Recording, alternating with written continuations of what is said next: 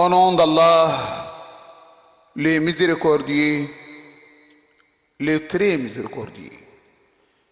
Que la paix soit sur les plus nobles des prophètes et des messagers, le bien-aimé d'Allah, Abul Qasimi Muhammad. Qu'Allah prie sur toi, ô messager d'Allah, et sur les membres bons et purs de ta famille, depuis maintenant jusqu'au jour du jugement. Qu'Allah prie sur toi, ô mon maître, ô mon souverain, ô Aba Abdullah. Qu'Allah prie sur toi, ô fils du messager d'Allah.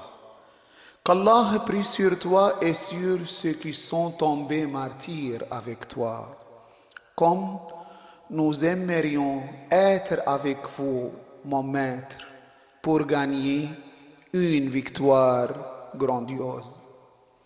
Chers frères et sœurs, dans la religion musulmane, la femme a un statut très élevé tant de la vie sociale qu'au sein de la famille. En réalité, la femme est le pilier de la famille et son élément constructeur. L'importance de ce rôle se révélerait quand nous nous souviendrons du fait que la famille constitue l'unité de base de la société humaine. Par conséquent, nous pouvons dire, sans trop exagérer, que la femme est en quelque sorte l'élément constructeur de la société elle-même. Chers fidèles, la religion musulmane réserve un statut très élevé et une place noble et vertueuse pour la femme dès la formation d'une famille et même avant l'entrée de la femme dans la vie conjugale. Ici, nous énumérons les points de vue de l'islam en ce qui concerne le statut de la femme.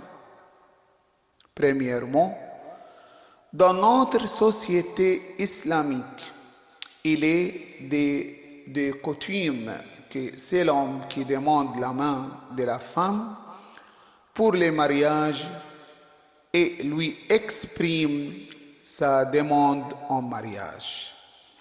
En effet, l'existence de ces mœurs sociales est un signe évident du respect que la société exprime envers la femme et sa personnalité. Deuxièmement, l'islam accorde à la femme le droit de choisir de son propre gré son futur époux. Ceci étant dit, personne n'a le droit de forcer une femme à se marier avec un homme qu'elle ne désire pas. Troisièmement, la religion musulmane reconnaît pour la femme une indépendance économique et financière. Si la femme a une activité professionnelle ou qu'elle a des revenus financiers, personne, même pas son époux, n'a le droit de s'y ingérer et de vouloir s'en emparer par force.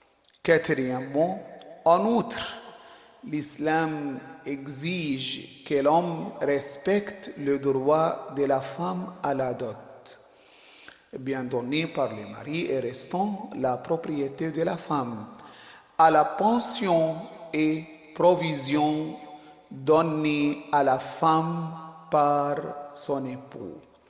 Selon les enseignements islamiques, il est obligatoire pour l'homme de se charger de ses frais, sauf si la femme lui dit qu'elle n'en veille pas.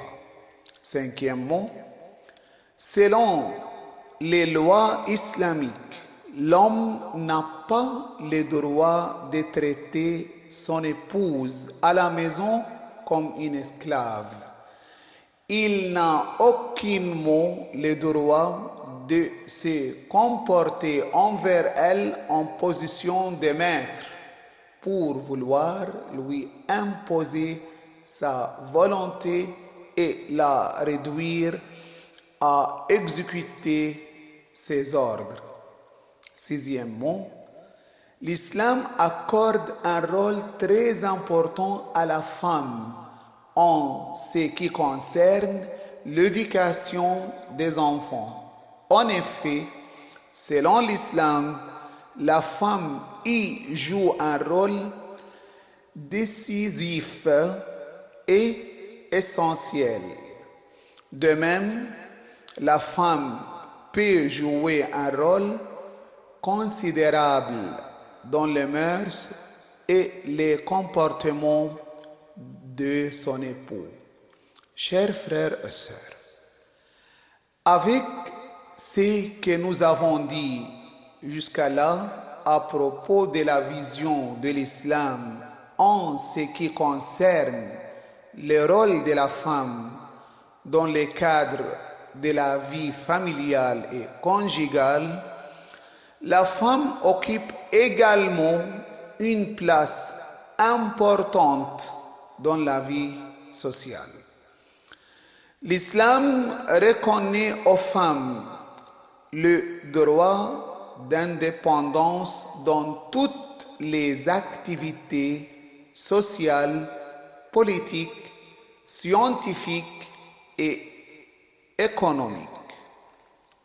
L'islam ne s'oppose pas du tout à la participation des femmes aux activités professionnelles. Par contre, l'islam autorise la femme à avoir des activités professionnelles tant que ces activités ne perturbent pas la responsabilité plus importante des femmes, c'est-à-dire leur rôle dans l'éducation des enfants et le maintien des liens actifs au sein de la famille. Chers croyants, la tragédie de Karbala en est un exemple parfait et concret où plusieurs femmes à leur tête, As-Sayyida Zainab, paix sur elle, ont marqué cette tragédie par leur rôle héroïque. En fait, sans la présence des femmes, jamais la tyrannie de Yazid et les crimes qui ont été perpétrés à Karbala contre la famille du prophète Mohammed, paix sur lui et sa famille, n'auraient été dénoncés ou connus à notre époque. Toutes les femmes de Karbala ont imprégné le rôle de la femme combative et loyale. Ô petit-fils du messager d'Allah, fidèle au message universel du prophète Mohammed, paix sur lui et sa famille, courageuse, déterminée, fière, pieuse et d'une patience sans précédent.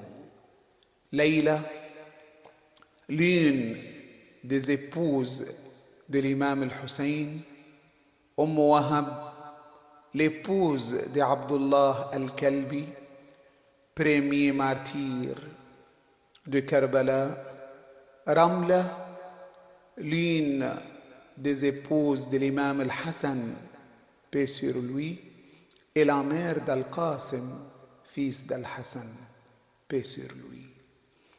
Des femmes à suivre dans toute révolution ou lutte contre toute forme d'oppression, et c'est sans doute pourquoi l'imam Zayn al-Abidin, fils de l'imam al-Hussein, paix sur lui, l'a nommé la sage de Bani Hashim. À Koufa, elle a rappelé aux gens sa lignée, car les gens ignoraient qui étaient ces détenus. Ils étaient loin de deviner que Yazid oserait s'en prendre à la famille du prophète Mohammed, paix sur lui et sa famille. Et donc, quand les gens ont voulu lui offrir de l'eau ou de la nourriture, qu'a-t-elle répondu? L'aumône nous est interdite à nous, Ahl al-Bayt.